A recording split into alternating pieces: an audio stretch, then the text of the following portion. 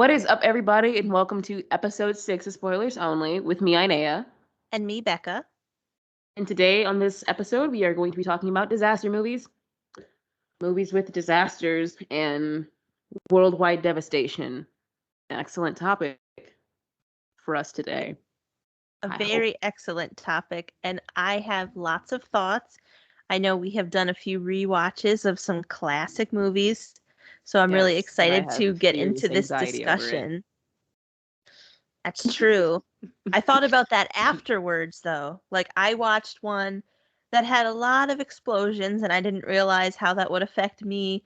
Also, watching it at 11:30 at night is not helpful either. Me watching these movies with like the world pretty much being destroyed at 3 o'clock in the morning, and I've seen a lot of people die. Um, yeah, I'm doing okay. Yeah, you would think that it's still horror movies that mess people up, but no, it's me watching, people try to fight weather and stuff.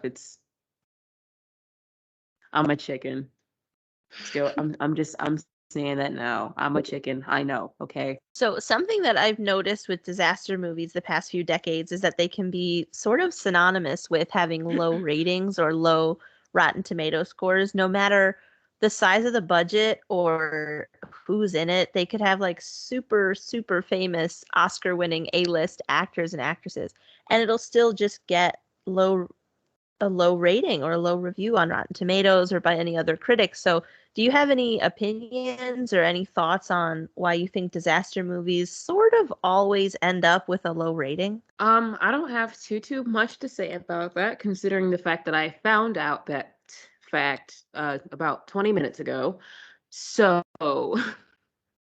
um, my best guess would probably be that like disaster movies isn't really a desirable genre. Like everybody loves comedy movies or like horror movies, but no one's really looking to see like disaster movies as much as, what we maybe used to want to have seen.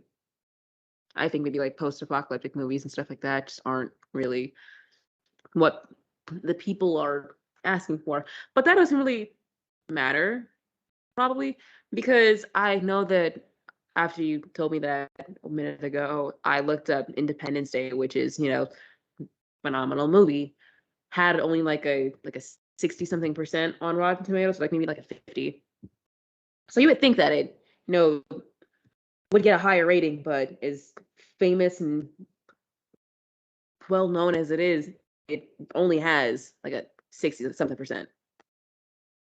So I Yeah. really don't know. And it's an older movie, so I can't really say it's not what people want now. Yeah, and I think like also I think certain disaster movies, especially those that focus heavily on um, a virus or a pandemic and also something with weather. Those are some things that we've all had to go through the past few years, especially a movie like Contagion comes to mind, which Contagion came out, I believe, in 2011, and it has a 85% on Rotten Tomatoes, so it's pretty widely regarded as like a pretty good movie.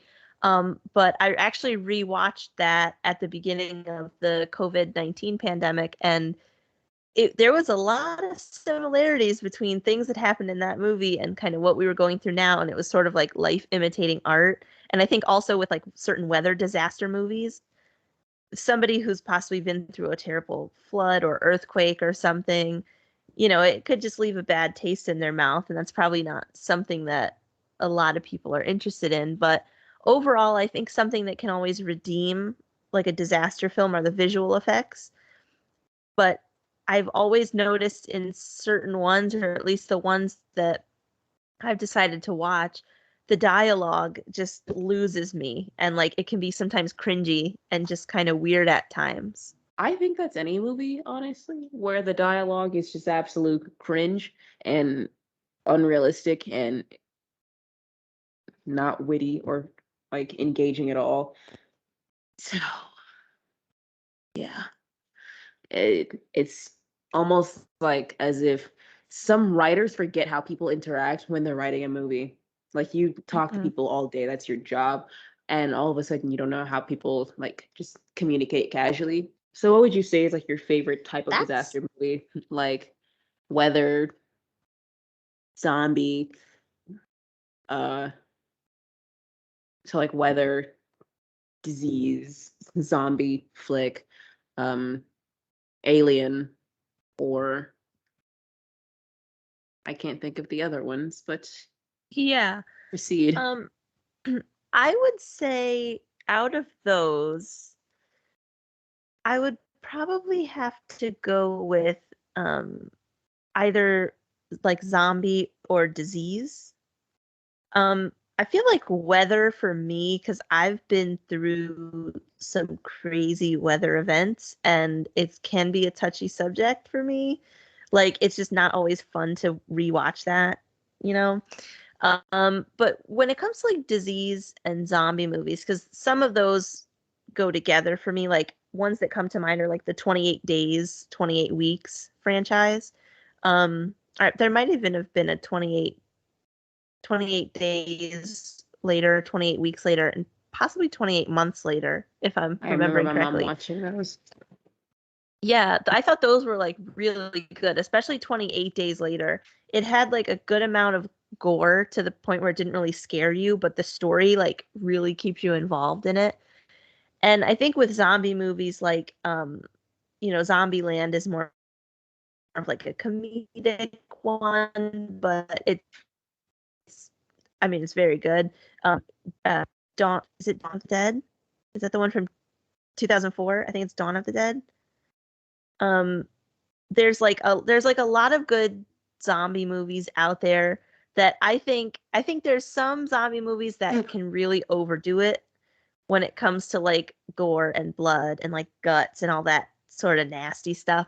But there's zombie movies that have a really good story where the gore and kind of stuff just goes over your head and you can actually follow what goes on with these characters. And that's what I also thought about Contagion, which would fit into more of a like a disease type of movie. The characters and just the storyline in that, it didn't really have a dull moment. Every piece and every scene really connected with one another, and you see how like all the characters sort of intersect because of how this virus is spreading, and it seems like such a well thought out and written movie, and it seems like real dialogue, like how you were saying a few moments ago. Certain writers can like forget how Yeah. people talk, and that always puts movies up on my list is if it just looks natural and like just like correct, like that looks like how people talk, that looks like how humans like interact. So to answer your question, yeah, I definitely say like disease and zombie.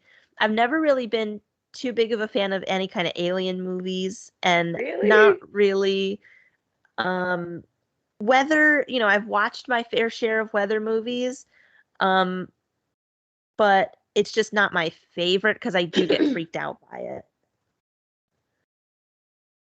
I, for one, really probably favorite like alien movies or something with some sort of monster because it feels like with those movies there can be a resolution and like a main plot, and the plot is not to just survive. And I get like I don't know those movies where the main objective is just to survive rather than to defeat stress me out a lot. Mhm. So when I'm watching a movie, I don't want to be stressed. It's the Mhm. opposite of what I want to be. So, but I was very tense watching these movies, so that was not very productive for me. But yeah, so like movies like Independence Day, Cloverfield, they're although Cloverfield, um, they weren't trying to defeat, they were trying to, escape to survive. So Mhm. that is a little contradictory of me to say. However, if the movie was from like a different perspective, it very well could have been a defeat storyline rather than survive. Just like the main objective being to defend and defeat rather than to like, oh no, there's a tornado behind us. We must run. Mhm. Zombie movies are also very good. I did And with really enjoy like the Resident Evil movies growing up. yeah, with how you had just said like tornado, like the movie Twister always comes to mind from like 96, and I'm pretty sure that that has like a pretty good score, like Rotten Tomatoes and like good critic reviews. But like Twister was one of those movies that always freaked me out even before I actually lived through a tornado. I always just found it terrifying to sit in a theater or sit at home or wherever and watch people running from the storm. And it had comedic moments and it had, some more lighter moments, but the real plot of the movie is storm chasers and there's this giant twister, and I can clearly remember this scene where like the main actress is like trying to hold on to like something in the ground so that she doesn't get sucked up in the tornado, and I'm like, yeah, that's not fun. Yeah, I totally I agree. don't Those That's not freak me fun. out. Yeah. You can outrun like a creature, but you can't outrun the sky. So it'd be a little impossible Mm, to try to outrun a storm yeah. unless you're like Flash mixed with Usain Bolt or something. Then props to you, but think about the rest of us. Anyway, Hmm. while we are on the topic of zombie movies, well, we were on the topic of zombie movies. Um, I wanted to talk about a movie that I watched last night, Train to Busan, which, by the way, do not watch that movie. I I think I'm just a crybaby because I sobbed so hard in the end of that movie. Hmm. It was it was hard to watch. You think that they're gonna get like this somewhat of a good ending, just like the tiniest semblance of a good ending, but no. Everybody Hmm. dies basically, and the only people are left is a pregnant woman and a daughter. I mean, and the guy's daughter who's not even like it's the pregnant woman. Her husband dies trying to save everybody else, which I loved. That I loved him. He was a fighter. Man was like punching people. He was punching zombies in the face. That is ballsy to do. This guy is just like punching zombies in the face. I would never. And then it get it gets to him. He dies, unfortunately. Hmm.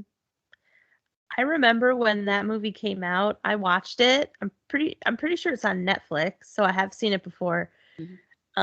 And yeah, I did cry because I'm not one to shy away from crying at movies. Like if I'm watching I have no something and it choice. just starts, it's just gonna happen. It's just gonna go ahead and happen. But I did hear that they were making another one. I heard I that they were hope. making a second one. I'm not sure if it came out yet. I don't think I remember them talking about they wanted like an American version of Train to Busan, and it did. Hmm. I really hope not because I think the movie was good as a standalone movie. It was a really good standalone film. I think all the characters, were really good. The actors were phenomenal. The storyline solid. However, I don't think that I'd need to see a remake of it, especially in Western media, because they're gonna change it because Hmm. a lot of movies in Hollywood right now are the same. But this movie, it was different from what US studios are used to creating because, like I said, they follow the same formula. So our creativity here's a little burnt out. So let's let's stop trying to remake and recreate or reboot or whatever. As I said in like the last episode or something, like we are standing in the middle of reboot city. Hmm. Please let us out. Free us now. So yeah, I don't want to see like an American version of Train to Busan. It's gonna be like train to train to what? Metro to Brooklyn or something. I don't know. I don't know. I mean, you're definitely not wrong because there have been, Greyhound to some really Houston. there have been some really great movies, made in other countries and have like really captivated audiences like everywhere. And then, somebody, like you said, in Western media tries to remake it and it just doesn't have the same flair. So I would definitely be disappointed. I would not be watching a remake of any sorts. If they do end up doing like a second one and they do like a continuation with these characters, I don't want or whoever's left, don't depress me anymore. I think that would be interesting, but I would just hate for it to be changed at all. Like if they did a continuation, fine. But I would hate for someone to like remake it. Like you said, we're in remake city. We need to be let out. I really don't want to see a remake of anything anymore, but that's not Hmm. possible. And yeah, Train to Busan was really intense, especially in the end. Like it's one of those movies where like, where things get tense and you have to hold your breath Yeah. as if you were there, like hoping that like someone doesn't make the wrong move. Like that wasn't a movie that you were talking about when you said like zombie movies that like aren't like too over the top with the gore. That's one of them that really wasn't over the top with the gore or like really heavy with unnecessary special effects. It was pretty good. Hmm. um I think they could have done a little more, but it's whatever. It's whatever. um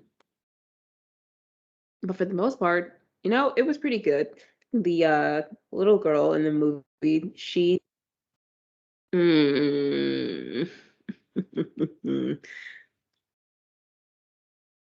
I think from the beginning of the movie, I knew her dad was not going to make it. It's just the fact that they put like a dad and a daughter on a train full of zombies, and then in the end he's not going to make it. They're not going to kill the kid off. They're not going to kill the kid off. However, they are going to emotionally devastate this little girl, and that's Hmm. exactly what they did. So, yeah, I definitely cried.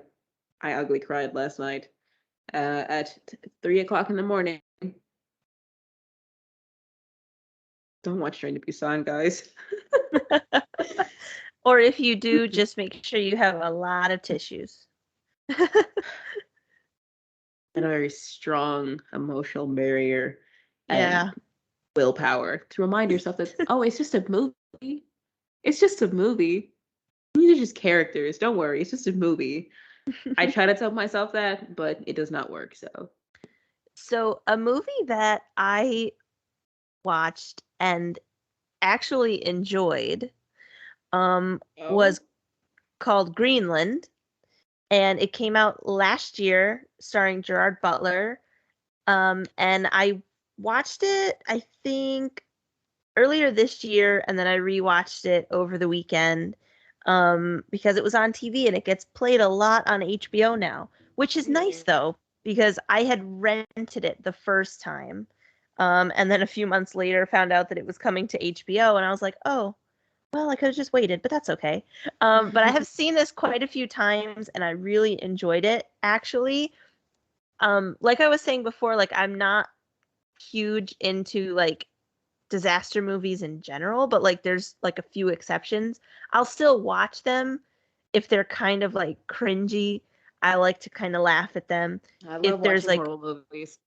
yeah, yeah, like if there's one that's like just absolutely terrible dialogue, and there's another one that's like in my head that I will like talk about. Um, but with Greenland, there wasn't any of that. It was really solid. I'm pretty sure it has a 78% on Rotten Tomatoes. So it's like a really good uh, disaster movie. And so Gerard Butler plays a construction worker named John Garrity. And it's important that he's a construction worker because that comes back like a little bit later in the movie. Does he And like rebuild he, the city or something? well, kind Oh, of. of course, of um, course. yeah. So he and his wife and son um, are getting ready to like host a watch party for this comet that is supposed to safely pass Earth. And he's like, one of the early scenes is like he's at a grocery store and his phone rings and it's like a number he doesn't recognize, and he picks it up, and they're like, "Hello, this is the government. We're asking like John Garrity and Nathan Garrity and Allison Garrity, because that's the family's names, report to this Air Force base at 9 p.m. or blah blah blah." And he's like, "Oh, this is a scam. This isn't real." And his wife is at home like drying her hair, so it comes across their TV and she missed it. So they have the neighbors over and, getting ready to watch this comet safely pass Earth, and they've got news helicopters, and everything's happening, and the comet doesn't pass.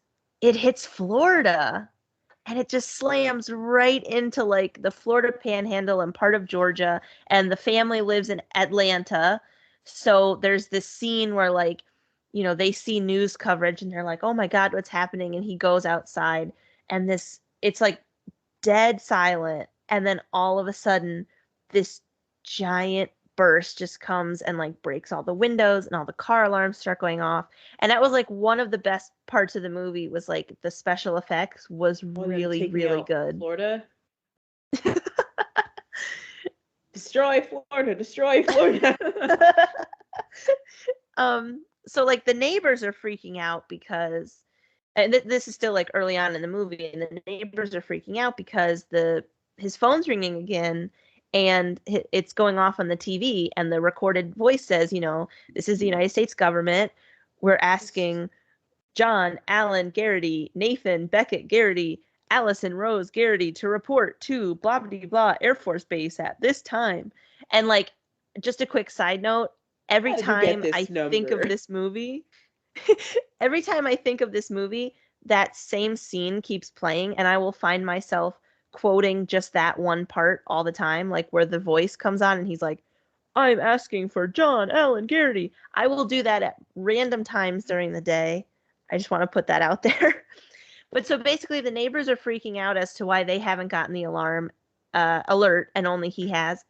Turns out that because he's a construction worker, him and his family were selected because he is going to help rebuild whatever's left after this comet hits Earth, because they got intelligence that said it's actually not going to pass. It's going to hit Earth and everything's going to be destroyed. And so most of the movie centers around them trying to get to shelter in Greenland. There's like a special comet shelter in Greenland, and most of the movie revolves around him and his wife and child trying to get on the plane to get safely to Greenland. But of course, it can't work like lickety split like that. So there's all these things that happen to them as they're trying to board.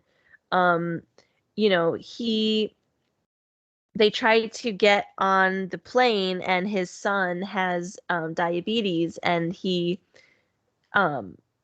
son left the medicine in the car, and so John goes back to get it, and then Allison and Nathan, the wife and child, are told that they can't board the plane because he has a chronic illness. So that sends them into like a spiral. So, there are a lot of explosions in this movie aside from the comet. Like when John went back to get insulin for his son, and he can't find his son and wife because they were taken away because they are not able to board the plane. He actually gets on the plane with the insulin, and another passenger says, "How are you able to get on here with that?" And he says, "Oh, this is my son's." And he says, "My daughter was turned away, or my child was turned away because she has asthma," or something like that. And he was like, "Oh my God, that's where they went," because he couldn't find them on the plane. So there's a little bit of like a ruckus, and he tries to get off the plane. And the fences that are outside become breached with crowds who are trying to rush on because they want to get to safety. Then there was a fuel hose that was leaking, and it explodes, and a bunch of the planes just like go up in flames. So the people on those planes didn't make it to Greenland. And there's another scene where the family is trying to get to Allison's dad, who lives in Kentucky, and like I said, they're in Atlanta, so it's not too far. And there's they get separated and reunited and separated, and it's such a good movie because it's not so much also focused on the comet itself, because yes, they are trying to survive this and they're trying to get to safety, and that's like the end game. But it was released right at the time of COVID, and it was like I've heard a lot of people use that as an example, because it was like this kind of weaved in so many feelings that everybody was going through. And it was also like a family drama disaster movie. It had like an emotional feel. It had it had all different kinds of vibes to it. So I think that's also why it has like a higher score than certain other movies, is because they actually were able to put like an emotional factor into it. And it was really good. I'm happy to say that this is like one disaster movie that I found super interesting and enjoyable. So I would definitely recommend Greenland. It's pretty much available everywhere, so it's really good. Funny enough, I've actually watched a movie with Butler. Whoops. I actually watched a movie with Gerard Butler in it, called Geostorm I from saw that too. 2017, I think. hmm I've seen that. I actually watched that while I was looking for Greenland, because I thought it was the same thing and I got confused. But I didn't really like Geostorm. What did you think of it? I have mixed feelings. I liked Mhm. it, but there was also a chunk of it where I was just like, yo, this is whack. What? So, Yeah. do I think that it deserved the 16% that it got? No. I think that, come on, at least like that's way too low. That's messed up. But uh funny thing that happened in that movie. Um so honestly, I thought that his brother, uh his so the younger brother, I forgot his name, who was dating the Secret Service lady. I honestly thought that Yes. she was going to be in on the whole gist, but I was wrong. It was like her coworker guy, the other Secret Service agent, who was, one at fault. For my thing is this whole movie, the plot was, oh, so they have this satellite that they use to control the weather, essentially. Um, it's to stop major storms from happening. And so they can control the weather, and this guy who's a Secret Service agent, he's gonna use that machine to kill the president and, you know, the cabinet so he can take the throne. That's the whole plot. That's the whole plot. hmm That's all y'all. That's the best y'all kind of came up with. This guy just epic villain origin story. I want to be president, so I'm gonna kill everybody with the weather. You can't say it was me. Even though everybody knows that this machine exists, everybody knows this satellite exists. I think what really was, devastating in that movie was the fact that the guy, um, Gerard Butler's character, had a 12 or 13-year-old daughter who he promised that he was going to come back. That's how hmm I knew that he was going to survive in the end, because they made it seem like he was going to die. And I knew he was going to survive. And I honestly thought that it was going to be like one of those scenes where, like, his daughter's just like, oh, no, he has to come back. He said he promised he'll come back. And then, he comes back and he's just like, huh, didn't I say I promised I'd be back?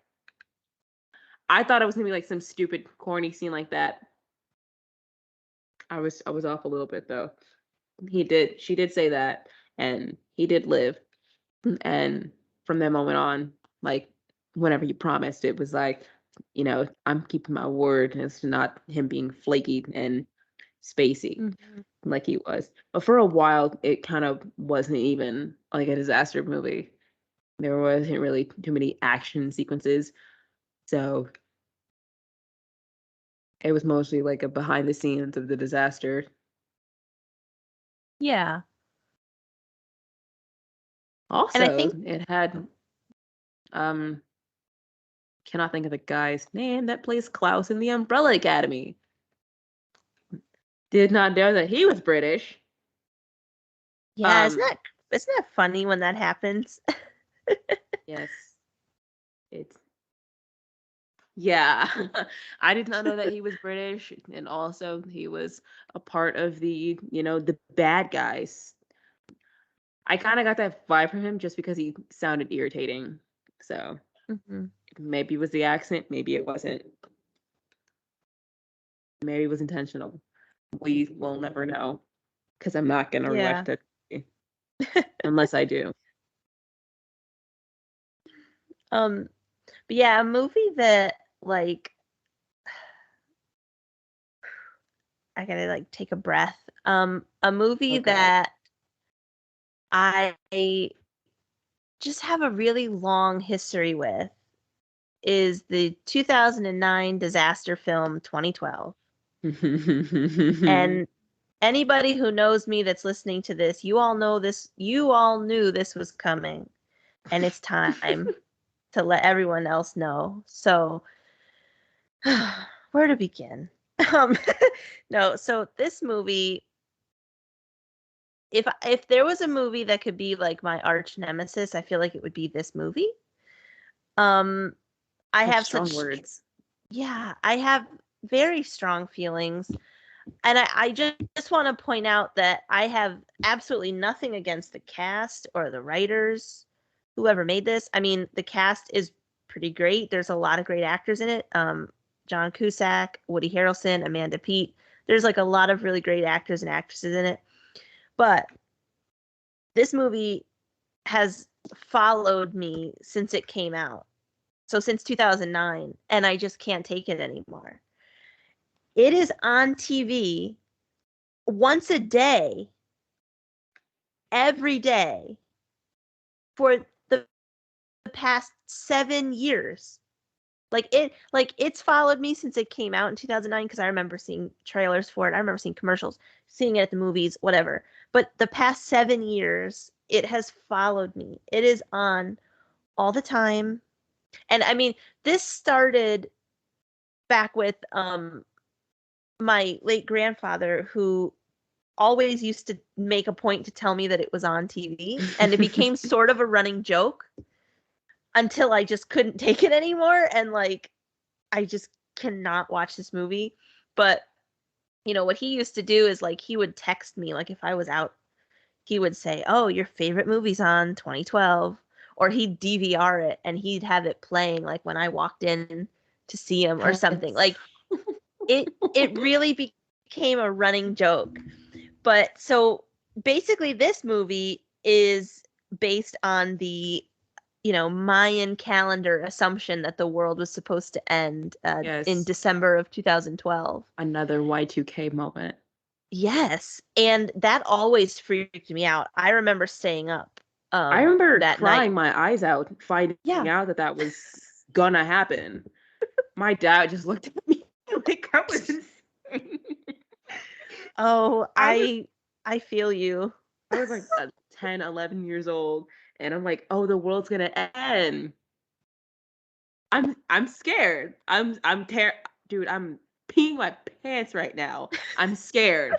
So I'm just like sitting here bawling my eyes out. I'm like, well, what am I supposed to do?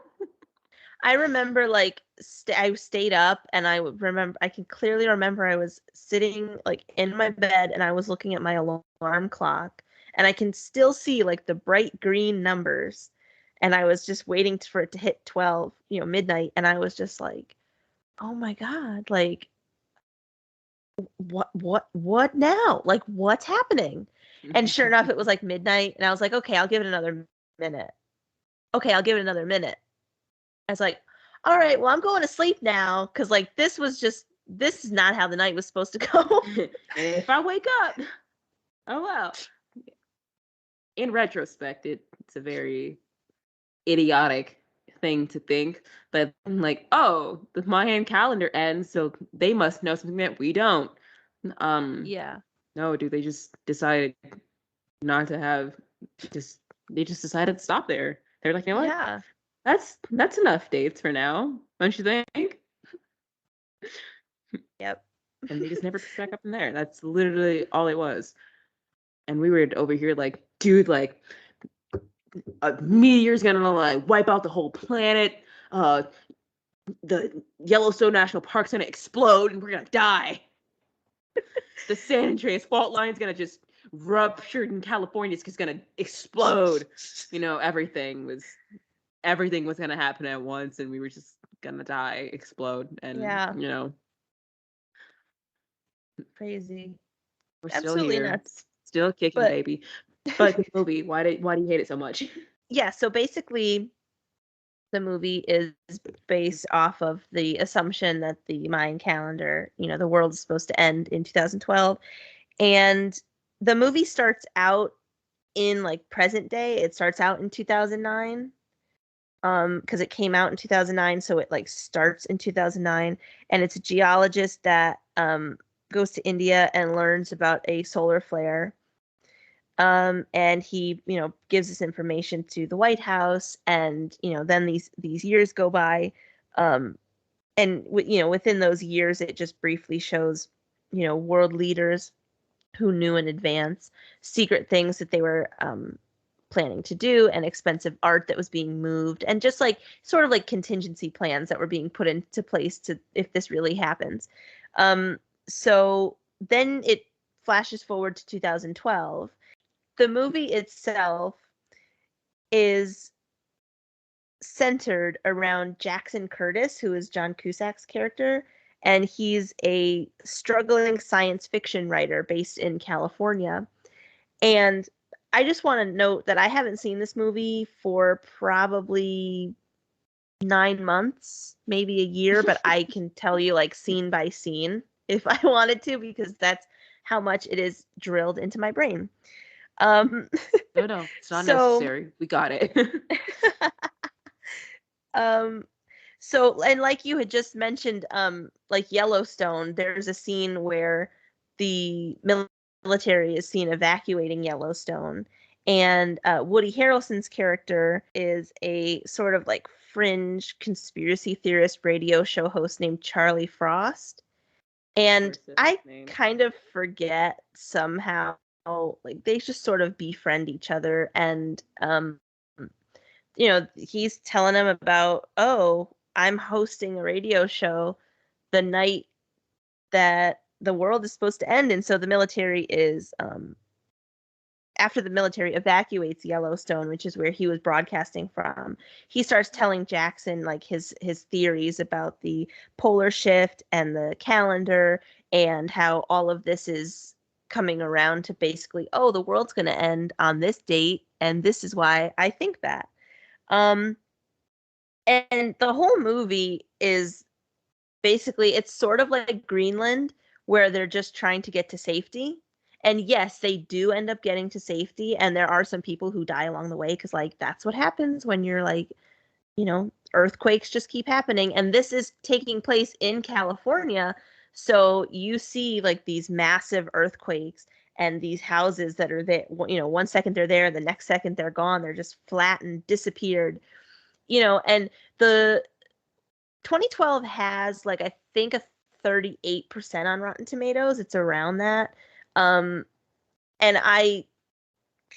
maybe it should be lower. I don't know. That's just me. But one thing that a lot of people have said, and that I can agree with, is that the visual effects in the movie are superb. Like they are really good.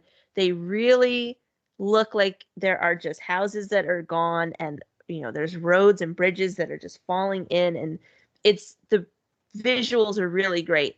But that does not excuse just dialogue and continuity things and just things that generally made me upset. So like in addition to this movie following me around and also it not having great reviews, the entire rest of my family loves this movie. So when it's on TV, everybody's watching it and I just sit there and I'm just like, You guys actually enjoy this piece of crap? Wow. You know, and we've had our discussions and we've had our discussions about this and they try to help me change my mind, look at it from a different point of view, but I am just set in my ways that this movie is so it's just bad to me. I'm sorry. Like, I'm sorry that I feel that way. I cannot help it. It has followed me for too long. And I just don't find it appealing. And it literally drives me insane. And another movie that is I feel the same way about is The Sum of All Fears from like 94 or like 97. I'm pretty sure it's a Ben Affleck movie. And it's basically about like a nuclear bomb sort of end of the world thing. That also follows me around because if 2012 isn't on, The Sum of All Fears is on, and I will scream. And I was on Netflix about 2 months ago, and it said, recommended for Becca 2012. And then like 7 movies later, 7 movies down the line, it was The Sum of All Fears. And I was like, you know what? I'm canceling my Netflix subscription. I don't want this anymore.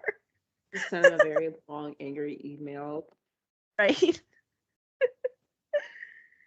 Yeah, that's like, it's just, sometimes I have no words as to why 2012 bothers me so much. It feels nice to finally get it off my chest and talk about it. And once again, I apologize to anyone out there, including my family, who, for some unknown reason, absolutely loves this movie. I just cannot vibe with it. I'm sorry. And nothing will change my mind. It's just, you know, if you ever want to know what I'm doing, you can bet I'm not watching 2012. I should put that like in my Twitter bio. Like, you can catch me not watching 2012. So before I kind of like lose my breath and maybe like pop a blood vessel, I'm gonna calm myself down. But in this discussion, one of the movies that used to really bother me, but are you gonna watch it? Yes. Oh my God. I'll let you know what I think. Okay. Hey. Watch it, like, turns out that I like love this movie. It's like, oh, it's so good. And then you're just like, I hate you. This show's canceled. Blocked on every social media. Well, I think maybe like, you know, it hasn't followed you around like it has me. So like, you know, I don't think there's probably anyone else out there who might feel the same as me because it's just been in my life for so long and I just can't do it anymore. But like, I'm sure that you would probably notice some of the parts that like bug me, and it just bugs me. It's just that. But a movie that I was thinking of that also used to really bug me, like I used to hate it, but now I kind of like it, is The Happening from M Night Shyamalan. It came out in 2008, and it's, you know, a thriller, disaster type movie. And I think the reason why, honestly, my mind like changed about it was because I didn't realize that at the time, like the first time I had watched it, Jeremy Strong from Succession was in it. So then after I watched Succession and I went back and I went back and rewatched it and I was like, okay, I like this movie now because Mr. Kendall Roy is in it. But it's it came out in 2008. It's with Mark Wahlberg and Zooey Deschanel, among some other really great stars. And actually, you know what? Alan Ruck plays a small part in it as well. Connor Roy. So there's like a little Roy family reunion, even though that was before Succession. But still, anybody watches it. Yeah, right? Foreshadowing.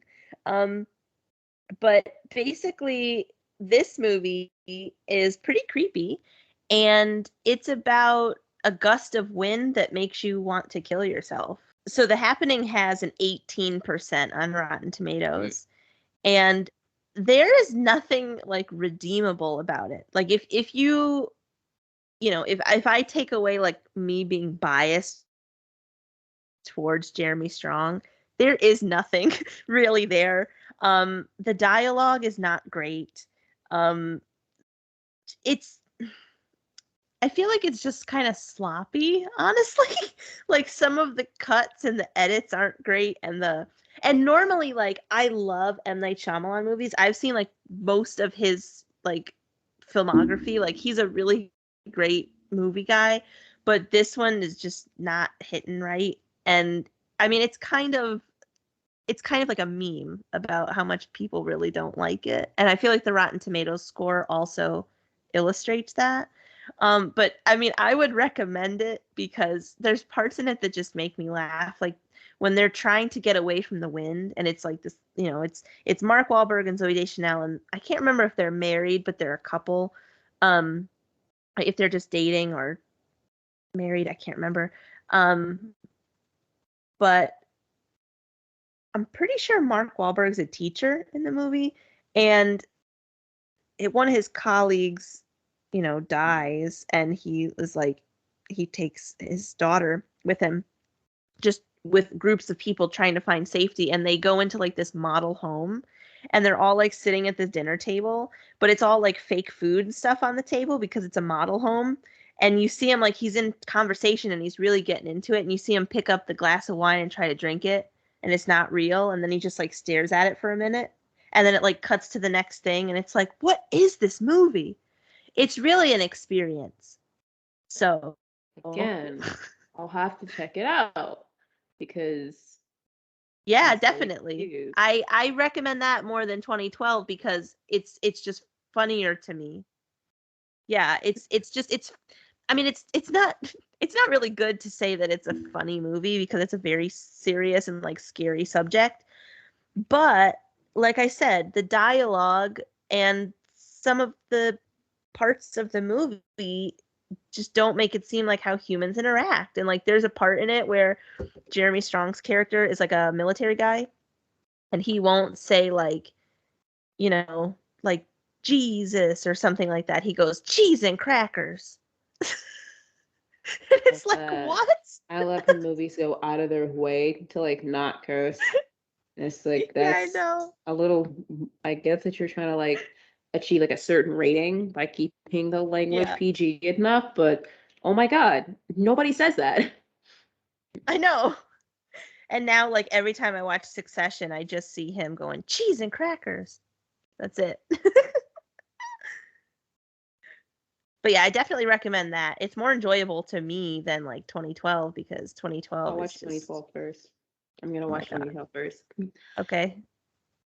One movie that I saw that was like really corny, and it wasn't really too much like a disaster movie as much as it was like a pre-disaster movie, was Knowing, the movie with Nicolas Cage and Rose Byrne in it.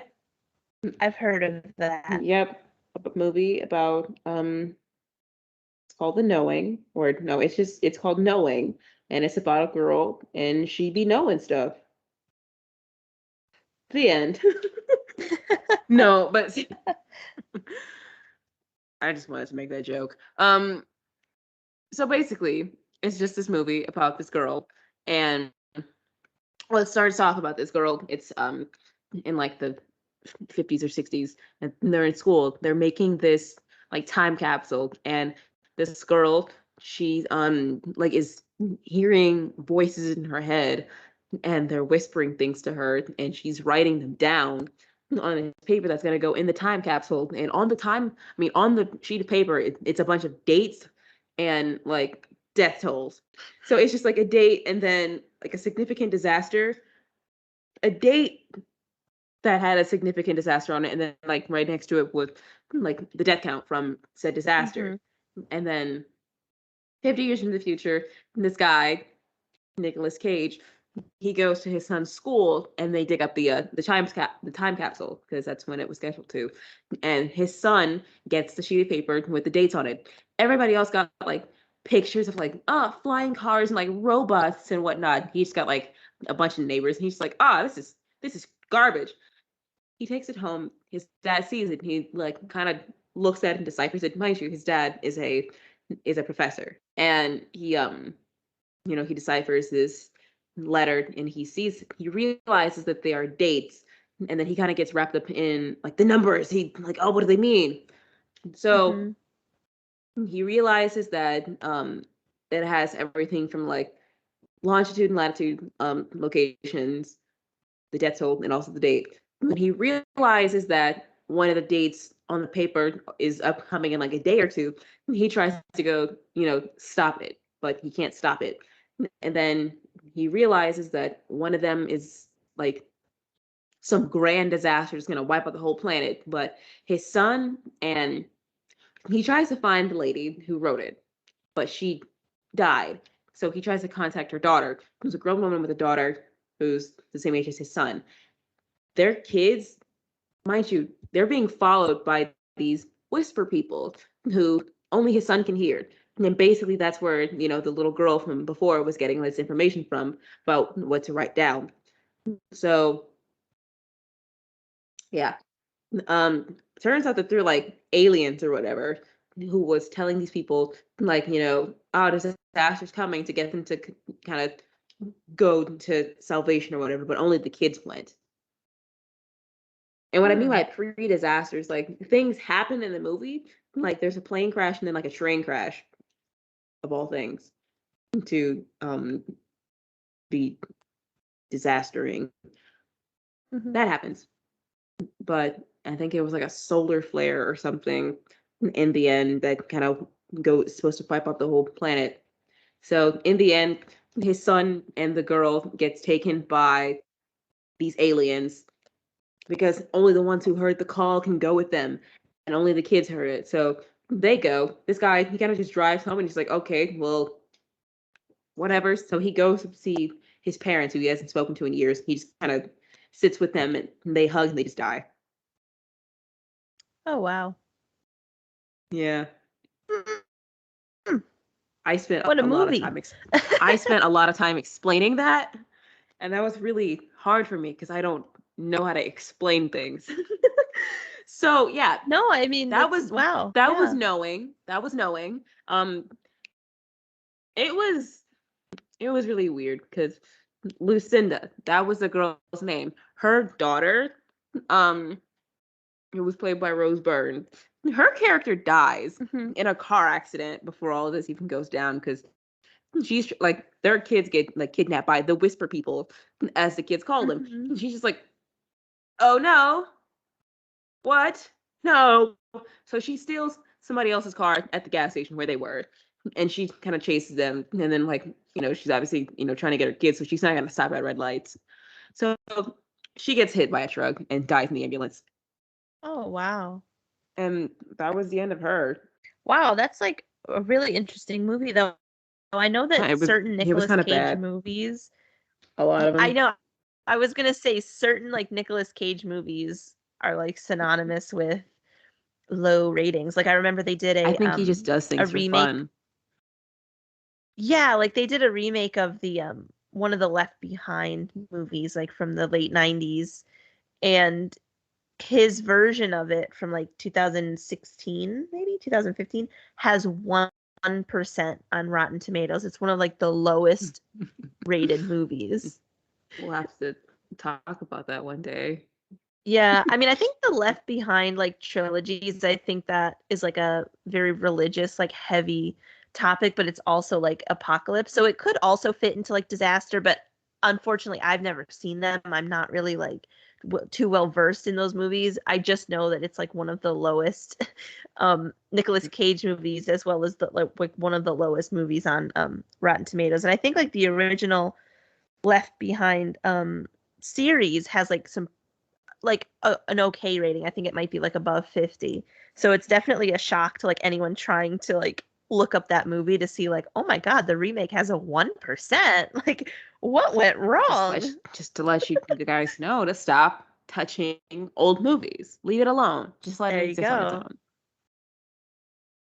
Have you seen the sequel to Independence Day with You know what? I Liam did Hemsworth. actually. I saw it when it came out. I didn't like it too Yes, it much. was 2016, I think. I Mhm. remember seeing that when it came out. It was Resurgence. Yeah, Yeah. I didn't care for it too much, and I mean, a lot of people thought the same thing because it didn't Mm-hmm. really do as well and wasn't cared about as much as the original was, which I understand because I just find it funny they brought back some of the original cast members and um like original characters and stuff, which was a little unnecessary. I just feel like the whole movie was dumb.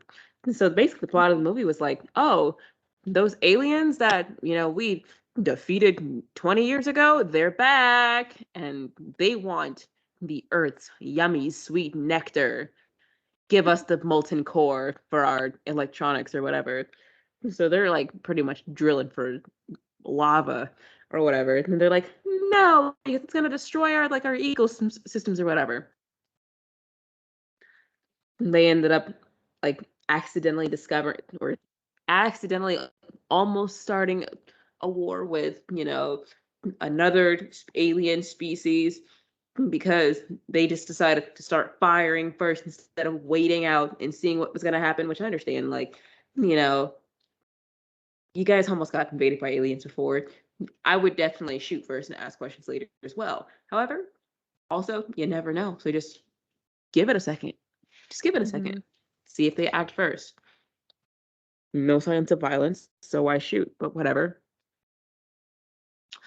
I felt a little too. It was weird. They definitely could have kept some of the same cast members. Like, the president's daughter was recasted for whatever reason, even though her role was not that big. She was a pilot in this movie, same as her dad was in the original one, doubling as president and fighter pilot. But I feel like they definitely could have kept Mae Whitman as Mm-hmm. president's daughter. Um, I feel like they brought back the Vivica Fox's character only to kill her off 30 seconds into showing her. Yeah, and that was so strange. That was like one of the, because it was like a little bit that was like a little earlier in the film, correct? Because it has been a while since I saw it. Uh-huh. Yeah, it was strange because to me, I remember there was a lot of hype around it. And I was excited because, I grew up knowing that Independence Day, although we were discussing how it doesn't have like great reviews when it comes to Rotten Tomatoes, it is sort of like just a classic 90s film. Like I have never met someone who hasn't seen it, so it's just universally loved. Um, and I just remember there was a lot of hype around them coming back, which characters were coming back, which original cast members. And it's like they kind of just took it and like put it on its head and just like did a Mm, completely different thing. And I think it also Once goes to again, the point that we were saying earlier, I was gonna say once saying do again, not make any stop more making remakes. remakes. Stop making Yes. remakes. Maybe we should like rename our podcast to just be Stop Making Remakes to get the point across. Because all of our Everything we're talking episodes about always has a lead back to this remake. because it's such a valid point. Like, I don't understand. Get creative, do something original. Like, We're gonna have to do a you, movie. We're have to do a couple episodes on like unnecessary sequels and mm, reboots because yeah, I have quite the list. yeah, I know my dad has a couple of movies where he's just like, if they touch this movie, I swear to God, I'm gonna go crazy. I'm gonna go berserk. yeah. They better not. Of course, he didn't say that. Who would use the word berserk? But you're catching my drift. He Yeah. yeah, he's very adamant on them not remaking a couple of movies, and I agree. Yeah, and I'm sure like once I think about it, like, there's a few movies that I don't ever want to be touched. When it comes to like disaster movies, I can't honestly think of any because like I said, I'm not like the biggest fan of disaster movies. I don't think they're However, gonna remake any disaster movies, considering a lot of them are low rated. So why would they try to yeah, even? exactly. There's no redemption path for any of these. But honestly, I mean, it was fun to go back and rewatch some of the ones that I haven't seen in a long time. Like, Greenland I hadn't seen since it came out. Um, and I kind of watched it a couple times after I rented it. And The Happening as well. I just watched that a few weeks ago because it was on HBO. And that's always just like I was saying, that's just a fun movie because it's not very, it's got a lot of like, I don't know why I am equating like a comedy film to this, but like it is not very serious to me. Like it does, there are parts that can be seen as like quite confusing and weird. So I can totally understand why it has an 18%. But honestly, in preparation for our episode, this was a lot of fun to go back and like rewatch some. And some of the Mm-hmm. ones that you mentioned as well, especially Train to Busan, I know that was like a really, really popular one. I had completely forgotten about that. One more movie that I wanted to talk about. I know this may be a bit of a controversial topic in light of recent Taylor Swift news. Go on. I think I know where you're going with The Day this. After Tomorrow, which stars Jake Gyllenhaal. Okay, yes, Trigger that's a warning, good Jake movie. Gyllenhaal mentioned. Trigger warning, yes. No, that I actually enjoy that movie. It kind of River was freaked just me slow out for me. when I was younger Yeah, and I saw it. I I mean, didn't like the part where everything froze. no. That was just weird to me. I remember being like home alone watching that movie and like most of the Final Destination movies just in one sitting. Definitely messed me up for a minute. Mm. Was very paranoid about a lot of things after that. So a pro tip, don't do that. Do not do that. But it definitely was a little freaky because like ew. As I was saying up earlier about disaster different types of disaster movies, how I would prefer like the aliens or zombies or whatever because it's an objective that you can like defeat. It's something that you can defeat rather than having to just survive against the elements because there's nothing that you can really do. Yes. You can't control the weather unless it's Geostorm. Um, Yeah. so yeah, that was just very freaky. Um, Yeah. I did not pay attention to the ending, so I don't even remember like how it ended. I just that was the slowest one out of all the movies that I recapped over because it. So I didn't really pay attention. I have too low of an attention span. It just was a little slow. Yeah. Things happened when it happened, and it didn't last very. Those action scenes didn't like last very long, so they just kind of were just in this old school and freezing until the ending. Yeah, and I understand completely what you mean. I haven't watched it for at least maybe 2, 3 years because it usually gets played on TV quite often. And I can clearly remember like one of the scenes towards the early part of the movie where like they're trying to either get to a library or this building or maybe it was a tall Hmm. school or something. Or maybe it was just like the Empire State Building. Like it was just a tall building I if it think it was was New York. the school because they were on this class trip for like Yeah. debate or something for Yeah, some and scholastic team. I remember all this water just like coming everywhere and seeing them like try to get to the higher part of the building, higher ground, and that just always freaks me out. Like I guess in life I have a fear of heights and I have a fear of too much water. Don't get me wrong. It's good to drink, however many glasses of water they say to drink every day. But like if there's rushing water coming at me, I'm not a beach person. I don't like the beach. Like no, I don't like water that shouldn't be where it shouldn't be. I just that always like freaked me out. And I think that goes to like what I was saying before about weather movies. You You wouldn't know, like it here then. thankfully Hard like downtown floods every year. yeah, like, you know, thankfully I've never had to deal with any kind of like flooding of any kind, knock on wood. We've come close, and living where I do, there's hurricanes and things like that. But, you know, just freestanding water freaks me out. And there are a lot of areas I know that get flooded terribly. And I've known people who've been impacted really bad, like family and friends with flooding. But just freestanding water, I just don't like it. Like I said, I'm not a beach person. I don't like the idea of like water just coming at you and like it doesn't end. Like I like swimming like in pools or whatever, but like at a beach and there's just like sand and then water and then the water just keeps going. No thanks. I don't like that. Because and it could be because I have gotten into DVD collections and watched disaster movies probably too young. But I just don't. No, I don't like water, and that's all I'll say about that.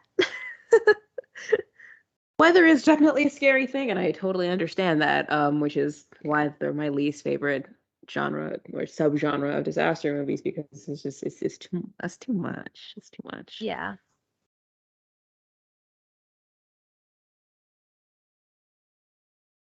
Were there any other movies that you wanted to discuss? No, actually, I think I said what needed to be said about 2012, and I'm glad that I was able to discuss some that I did enjoy, like The Happening, Greenland. San Andreas is a movie that came out, I think, in 2015. That's also sort of weather because it was with The Rock. My uncle. um, I know there's some people out there who are gonna get that joke, because there's like photos of The Rock holding me as a baby, and I need to You're gonna find tell me those. that it's not your real uncle? Did you just lie on air?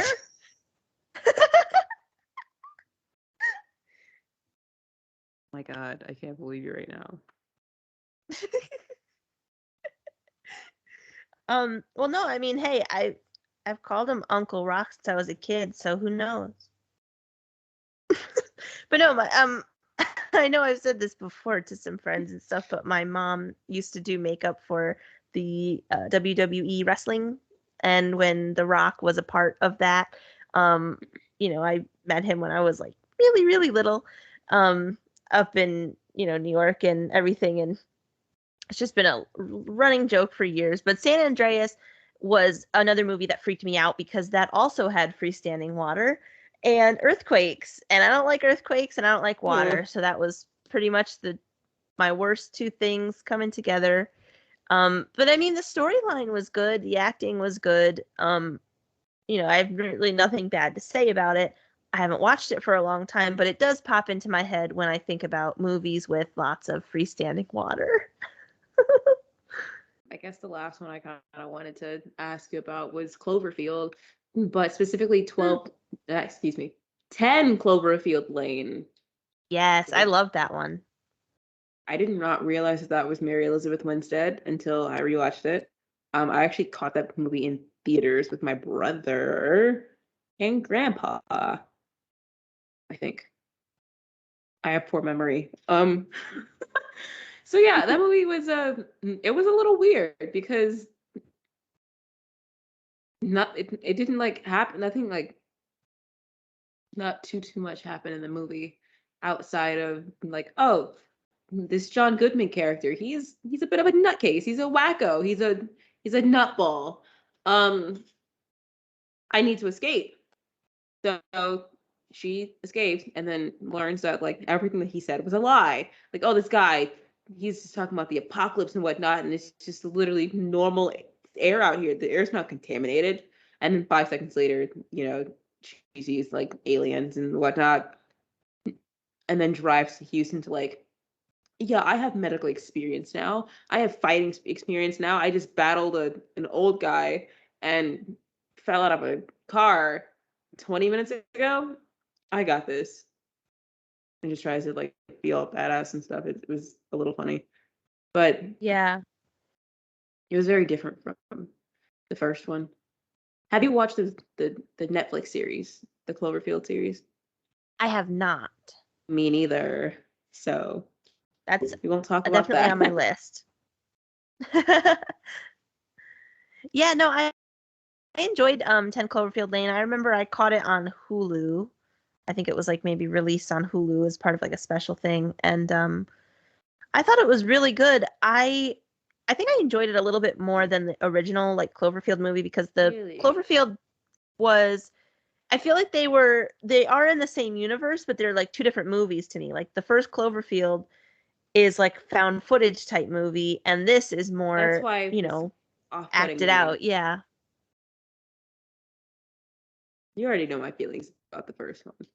Yeah. I love that movie. It's a really good one, but like Yeah. I said in the Halloween episode, terrified me as a kid. Yeah. More like for 20 minutes. Um, or for the duration of the film. Yeah, I was really off put by the fact that, the second one was not a found footage movie, which I Mhm. feel like it would have been a bit of an overkill in a way if it was a found footage movie. So I do appreciate that it was a different like approach, but if they obviously are in the same universe, they've gotta be. Would make sense not to.